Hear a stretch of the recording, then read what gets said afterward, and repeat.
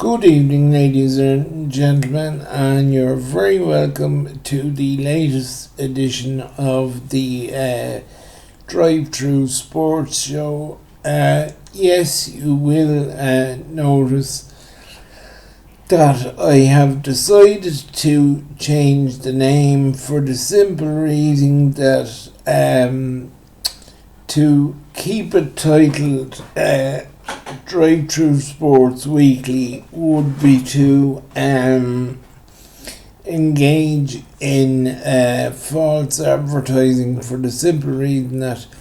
as I'm sure you have all well sussed out by now, it's been quite a while since I managed to put a video together for our YouTube channel. So that is not to say that the videos won't be back frequently and regularly. I can absolutely assure you that they will, but I just felt that it would be disingenuous to continue with the original title when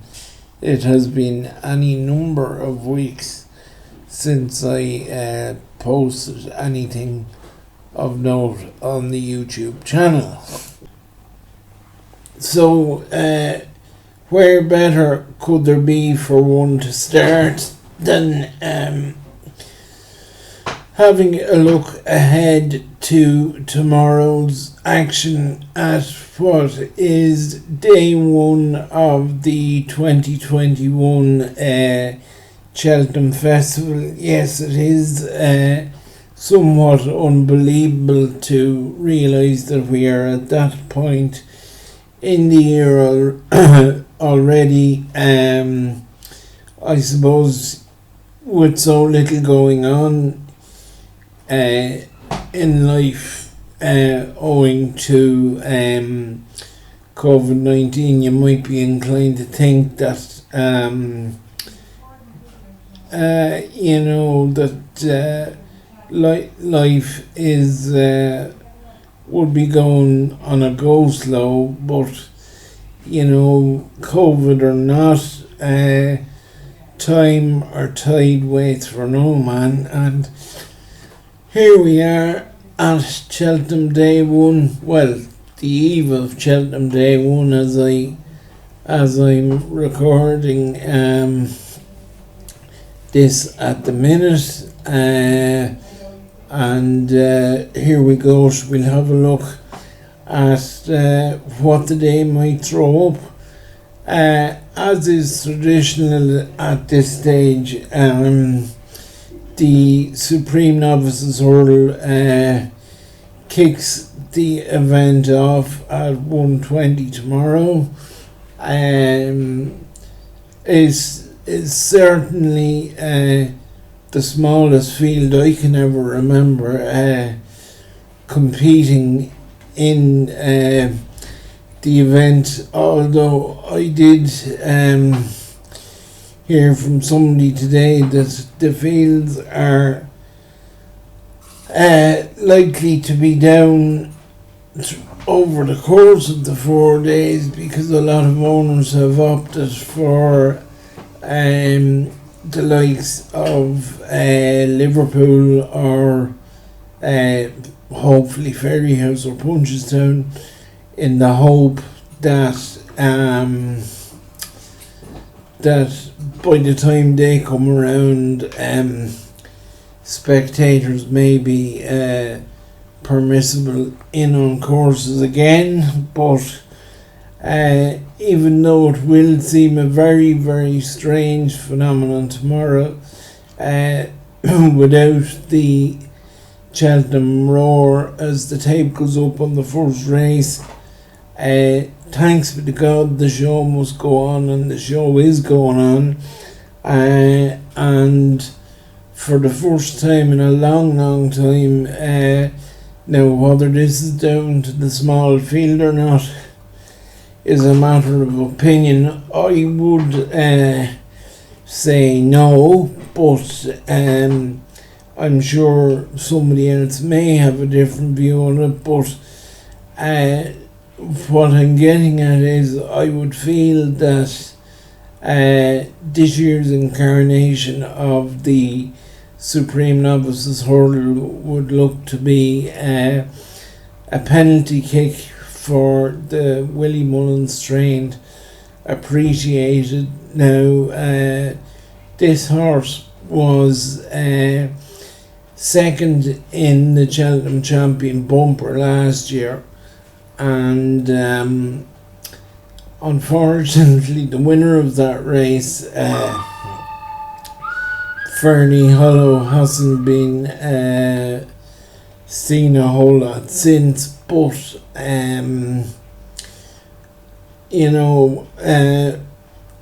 it would be impossible to knock what Appreciated has done over hurdles this far. And I can remember back in the day when there were several Irish horses in the Supreme Novices, which being the first race of the entire meeting, this might seem a little bit strange, but on more than one occasion I can recall that the leading Irish fancy for the Supreme Novices was considered to be the banker of the meeting. Now I'm thinking in terms of Duvan,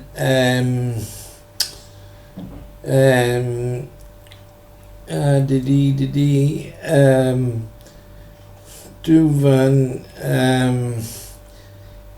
Classical Dream a couple of years ago. There's probably more now that I can just, my brain has gone absolutely blank at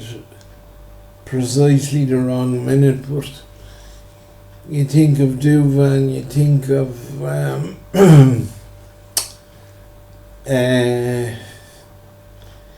Duvan, and there's been others as well now, and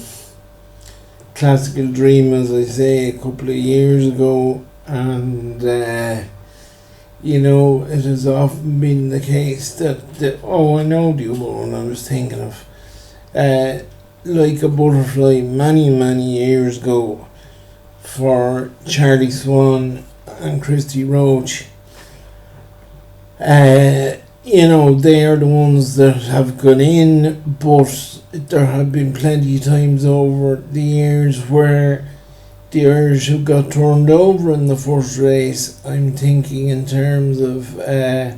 Min and Mellon, and I know, and I take no pleasure in remembering this one, but I know one year Noel Meade's Sweet Wake went over with the curse of being banker around his neck, and came a crop or so to Dunguib, who had looked imperious as a bumper horse, and in all his hurdle runs until he got to Prestbury Park, but unfortunately, as we now know, came unstuck. But to be honest, given what is in the field tomorrow, I would feel that at 11 to 10 current prices, Appreciated can carry the mantle of Irish banker even in the first race, and should carry the day. Now obviously there's no race won until it's won. You have the likes of Ballyadam in there, you have Metier is probably the leading English hope from the Harry Fry yard, and Willie Mullins also has Blue Lord in there, but I would have think, with the exception of Metier, who I will hold my hands up and admit to not knowing as much about it as I probably should, but certainly Ballyadam certainly has plenty to find with appreciated, and so too would Blue Lord, who I don't think has even ran up to a similar class as Paul Townend's Mount Tomorrow has. So I would be inclined to think that, please God, appreciate will get the Irish off to a fairly confident start tomorrow and give Willie Mullins another triumph in the festival opener. That moves us on to the second race, which traditionally on the first day is the Arkle Challenge Trophy Chase, the leading 2 mile novice chase of the year. I will be honest that in the build up to this race I had a very, very strong fancy for the Willie Mullins trained Energumene. Now, unfortunately, that one met with a setback over the weekend and didn't make it onto the boat for the trip overseas. I know some of the English wags were trying to make out that Willie was running scared of Shishkin, or at least that would be the spin they would like to put on it, but I don't buy that for a minute, because number one, it would not be Willie Mullins' style to run scared of anybody, and to be brutally honest, I would have felt if Energumene had have lined up against Nicky Henderson's Stable Star, that there is a very good possibility that he would have given Joe Donnelly's horse quite a lot to think about. But with due respect, I suppose one has to consider that it is the Henderson's horse's contest to lose now, bar something very dramatic were to take place. But I suppose you can only go on the bare form of what's in front of you, but he goes in as a worthy favourite, I suppose. But I just cast my mind back to the Supreme Novices Hurdle last year, which of course Shishkin did win, but he won it after Captain Guinness parted company with Rachel Blackmore coming down the hill before it turned into the straight, and it would never surprise me. Now, I know Henry de Bromhead's Captain Guinness was actually pulled up on his first attempt over fences earlier in the season, but that was found to be a defibrillating heart issue, and once that has been sorted, the gelding has come back to something like the form which saw him going to the Supreme Novices last year as a live contender, before, as I say, unfortunately, not so much falling has been brought down by Willie Mullins' grey horse, the name of which also owned by the Donnellys, the name of which I just cannot think of at the minute. Asterion Forlonge, there it is. It was brought down by Asterion Forlonge coming down the hill and charting a course of form via them two even would give to the Bromhead horse a right good chance of giving Shishkin most to think about, while there is absolutely nothing wrong with the form of the Mullins representative in the race, Franco de Port, who has been in the winner's enclosure already this season and has ran with the utmost credit in graded novice company already. But look, on all known form, one would think that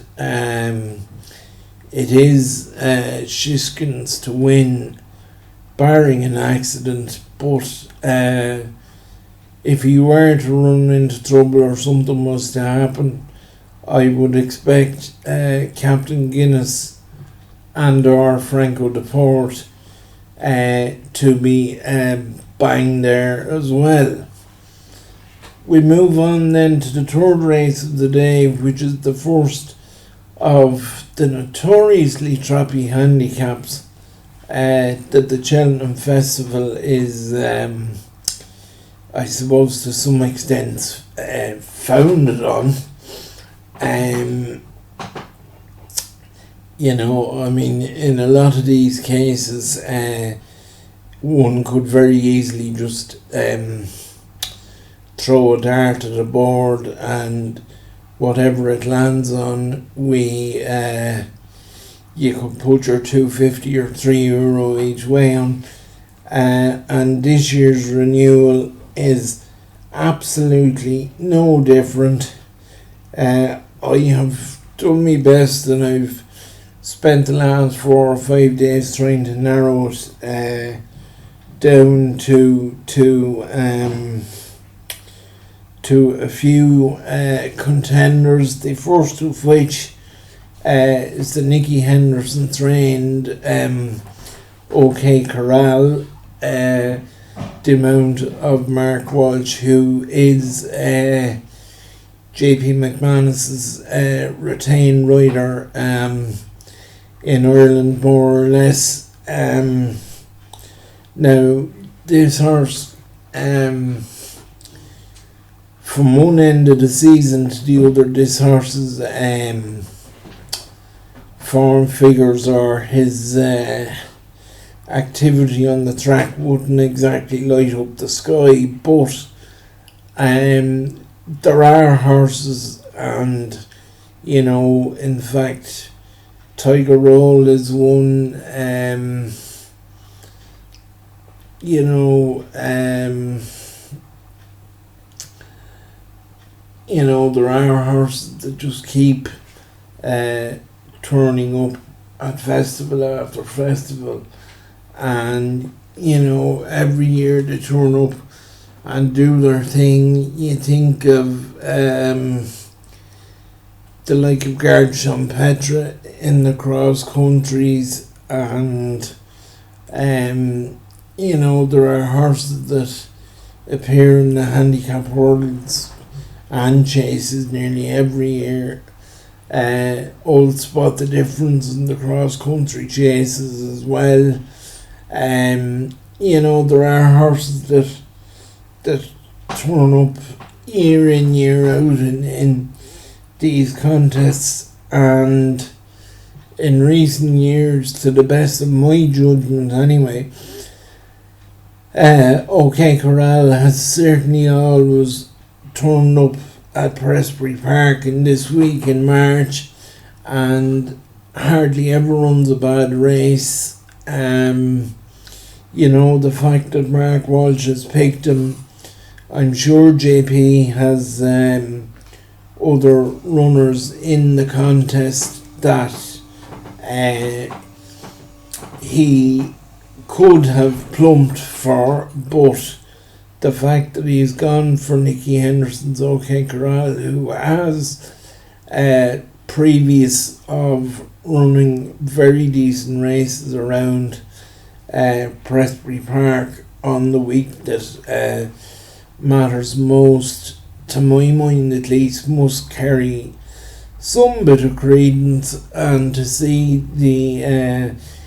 each way money coming for the animal sort of backs up judgment on that one. Now, another one I would give a serious mention to is actually another Henderson horse, and the chosen mount of stable jockey Nico de Bonneville in a horse called Pim. Now, Pim is owned by the same people who own Altior, and look, I've seen it so many times with horses over the years that a horse comes out in the same colours and this could be as good as the one that went before him, and or he might even be better, but very, very seldom do they ever end up being better. And Pim may not have reached the heights that some may have touted for him, but there's no doubt on his last couple of runs he had come back to something like a fairly decent level of form. And I think the fact that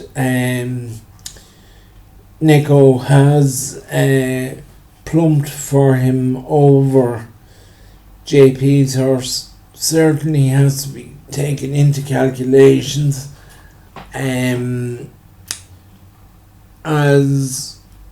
also would have the fact that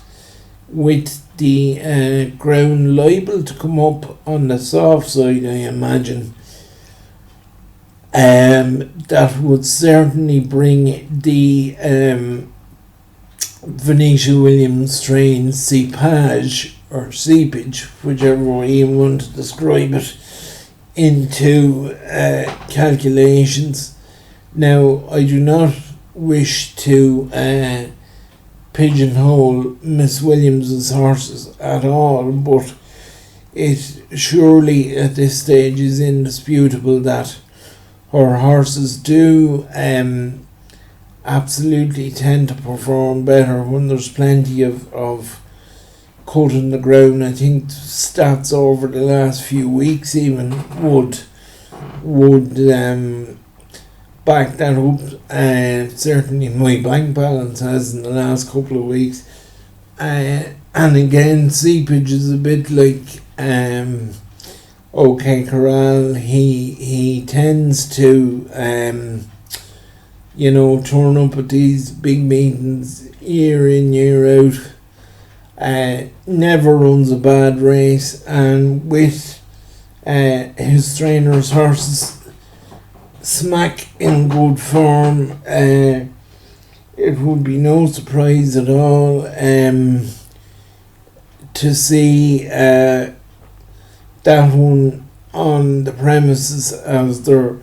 coming to jump the last. And similar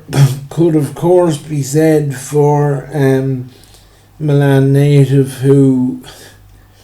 up until very recent events, which I have no intention of harrowing up here again, was deemed to be in the care of Gordon Elliott, but is now being prepared by Sneezy Foster. Now, if there's one thing linking the like of Seepage and Milan Native with a definite fondness for a bit of cut in the ground, I think any winner sent out by by Sneezy over the week, and please God there will be a few of them, will get a rapturous reception from the vast majority of decent and fair-minded racing people. Now, it's one of yet another reasons that it's such a pity that spectators are again barred from attending the festival, because I would imagine most fair-minded and decent people would love nothing more than to see Sneezy having our first Cheltenham Festival winner, and especially given current circumstances. But having said that, if it boiled down to it and you put a gun to me head, as regards picking one, maybe two to go perhaps close to landing the top prize, I would probably, in view of the fact that the ground is looking like at least that it's going to come up on the soft side, I would give a hesitant vote for seepage or seepage, but with most bookmakers playing 4, 5 and maybe 6 places in some cases, I most certainly wouldn't put anybody off having a few bob each way on Milan Native either. Of course, all of the above is purely warm up for the highlight of day one, which is the Champion Hurdle. Now, in one sense, the Champion Hurdle revolves around, excuse me folks,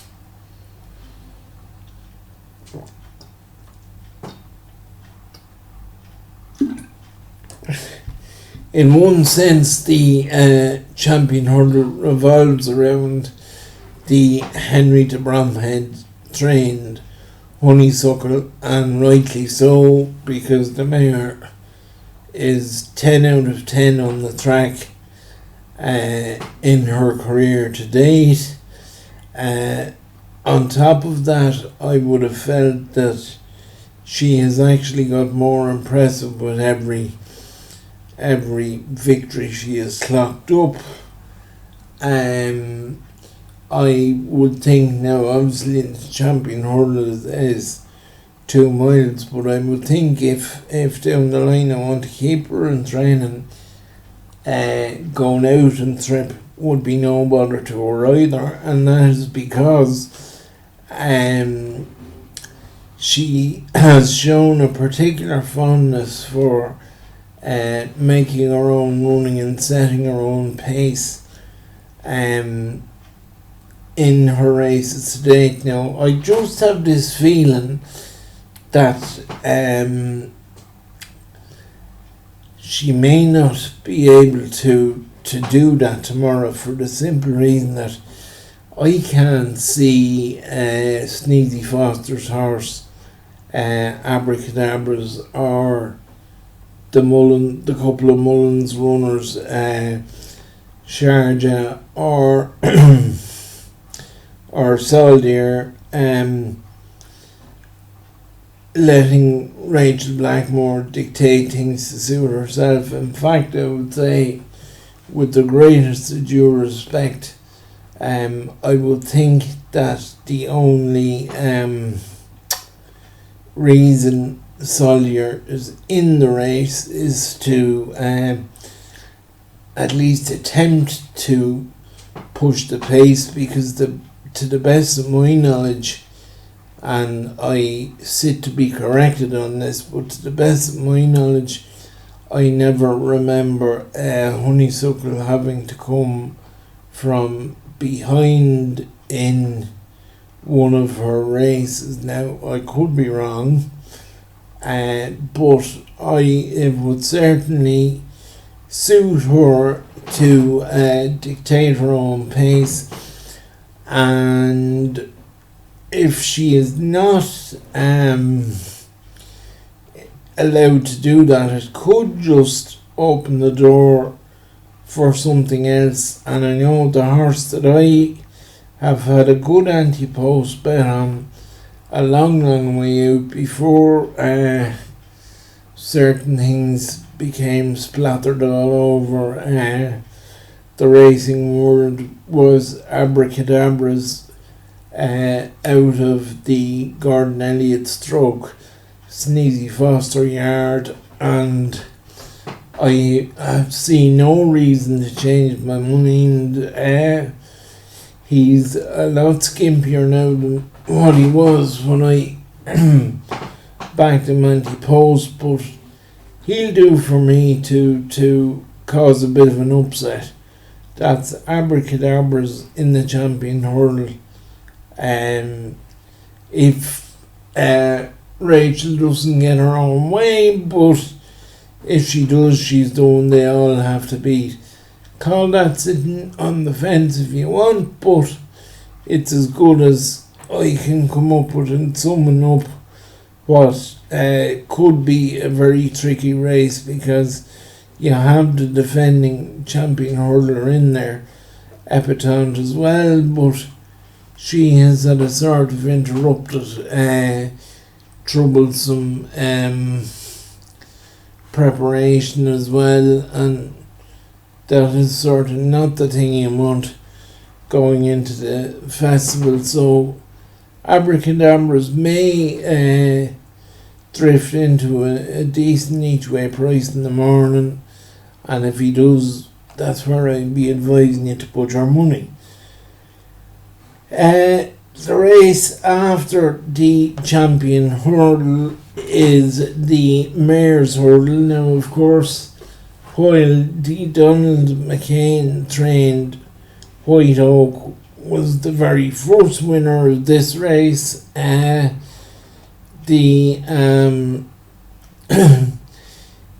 then went on to be somewhat farmed by Willie Mullins thereafter, with Quavega winning it a plethora of times, so much so that they named the race after her, I think, at least once anyway. Whether that is still the case, I don't know, but they definitely named it after her once. And of course, as well as Quavega, he has won it with Glenn's Melody in the past also, while there were also a few high-powered reverses in the shape of high-profile reverses, even not high-powered, in the shape of Annie Power and Benny the Jew on a couple of occasions. Now, this time around, I'm going to keep it short and sweet, because I think there's a horse which Willie has very obviously laid out for this contest for the entirety of the season, that being Concertista, and I see no reason why he would have any fears. Now, I do realise, and it must be acknowledged, that the Dan Skelton trained Roxana did take full advantage of one of the years Willie's favourite came a cropper at the last, whether it was Benny the Jew or I think it was Annie Power, I can't swear to it now, but he, or she rather, she's there. Roxana's second favourite, totally on merit. And I mean, the skeleton horses have been just about on fire coming into the festival. But aside from that, the mayor herself has sprung back to life just at the right time. But Concertista will do for me, and that leads us on to today's penultimate contest. Then it's, I suppose, what you would call the consolation race for Triumph Hurdle hopefuls that didn't sort of get into the opener on Friday.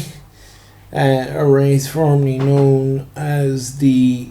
Fred Winter Juvenile Hurdle. I think it's now known as the Boodles Hurdle. An absolutely notoriously troppy affair. And again, the Irish trainers are multiply represented in this one, and even though field sizes are reduced compared to other years, again there's still a healthy Irish presence in it, with the like of Riviere de Tel, seemingly the pick of the Denise Foster battalion, with Jack Kennedy having picked Noel Moran's youngster over some of the others. But I think, for me anyway, the most significant factor with regard to the Boodles Hurdle is the presence of the Dermot Weld trained Coulter in the field. Now, DK doesn't have as many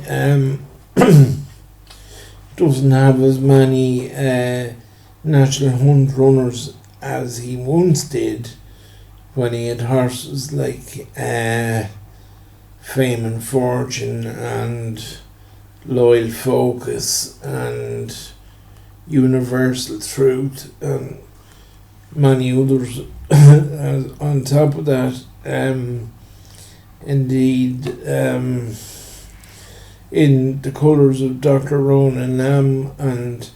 Dr. Mix Murphy and various other people, but he is a very reduced string of jump horses now compared to what was the case years back. But I do believe the fact that he is sending Coulter over to take his chance is tip enough in itself, something reflected by the fact that he is as short as 8-1 in the betting at the time of recording, which would have him nearly second or third favourite at the time of recording. Now, as I say, the Gordon Elliott stroke Sneezy brigade have River de Tel, who is entitled to be very high up in the betting as well. So too is Coulter, while I must admit to being a little bit surprised at seeing quite an amount of money coming for the Joseph O'Brien trained Druids Altar, which has been backed in at the time this has been done from 22 to 1 into about almost half that, but he would have a lot to find with Saint Sam and a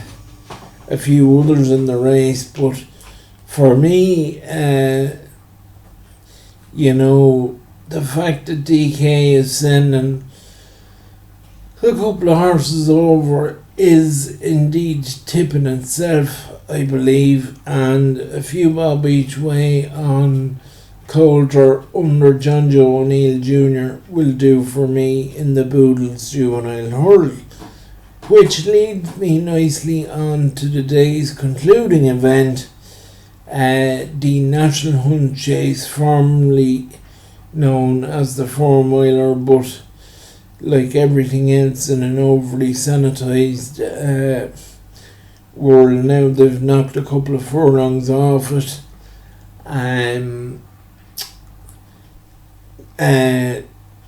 Akin to the Aintree Grand National as well, and whatnot, but it's still an absolute and utter stamina test, made a little bit different this year by the absolutely asinine decision to preclude amateur riders from riding in the contest, but that certainly won't lead to a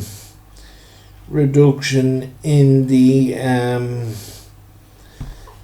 quality of the horses or horse people in the contest.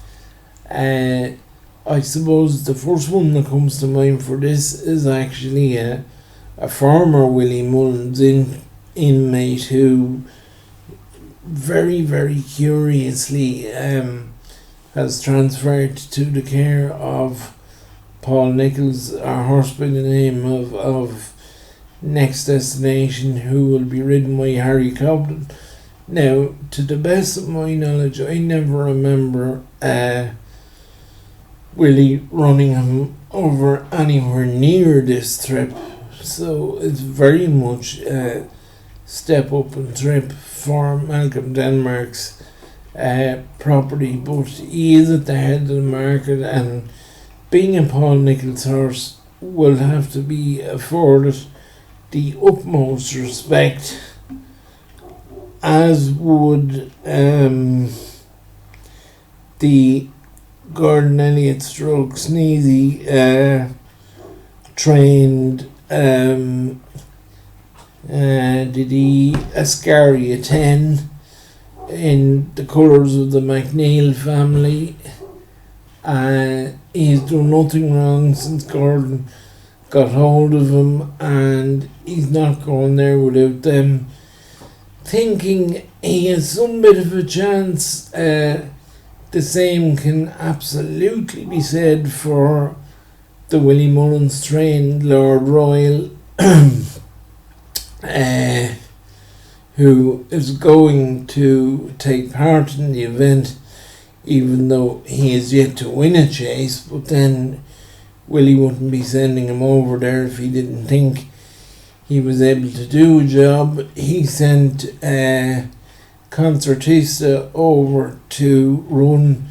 in the Mayor's Novice Hurdle last year when she was still a maiden, and she duly ran away with the contest. But the horse that I have earmarked for this contest for a long way out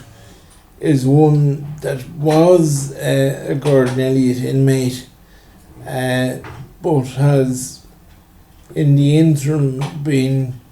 rather shamefully, I think, transferred to the very capable hands of Ian Ferguson, a horse by the name of Galvin, and he will again be ridden by Jack Kennedy, which to me makes perfect sense, because having been in Gordon's, Jack will know the horse very well, and as I say, I've had Galvin earmarked for this contest from a long way out, so Galvin will do for me in the closing contest of the day, and I would be not at all surprised if the other Cullentra inmate, Iscaria 10, runs into a place as well.